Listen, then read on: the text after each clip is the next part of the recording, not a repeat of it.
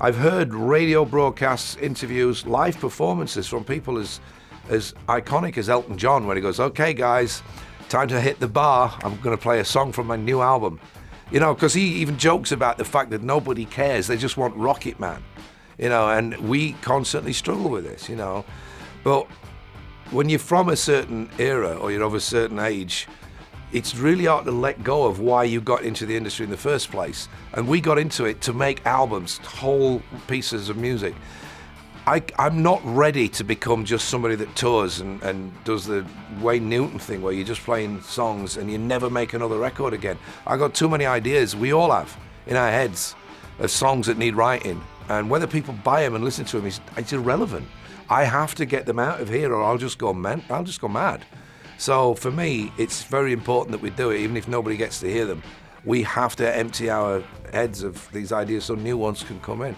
There may be a time where we don't care, but right now we're still passionate about new music. And we can only hope that our passion rubs off on a few people having seen an interview like this, or they hear the song on the radio and they go, wow, they've still got it. I like what the Stones and McCartney do. They go out and they play Jumping Jack Flash and they play Eleanor Rigby, because that's what people want when they're in the stadium. Nobody goes to stadiums to hear, you're going to be educated for the next 45 minutes on my new music and you're going to like it. No, I'm not. I'm going to drink beer, I'm going to punch the air, and I'm going to sing along with Paperback Writer. That's what I'm going to do. That's what I want to do. So you want to play your new record, go into the Bowery, get the hardcore 800 in, and they'll love it. But if you're going to do Madison Square Gardens, play the hits, because that's what put you in Madison Square Gardens.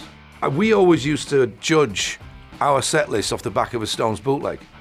We would look at what they were doing. It's like, okay, they're opening up with Jumping Jack Flash, and then they play Happy, and then they play Sad, Sad, Sad off Steel Wheels.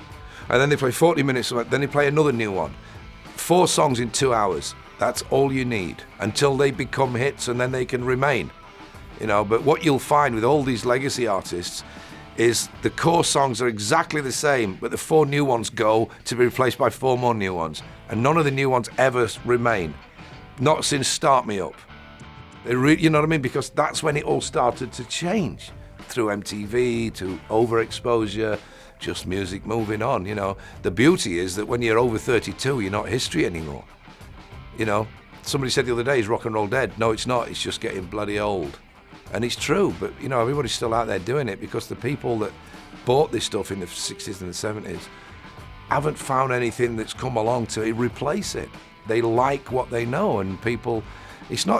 nostalgia gets a bad rap as a word, as a theory, you know, because you think about Wayne Newton, you think about, Elephant's Graveyard at Las Vegas.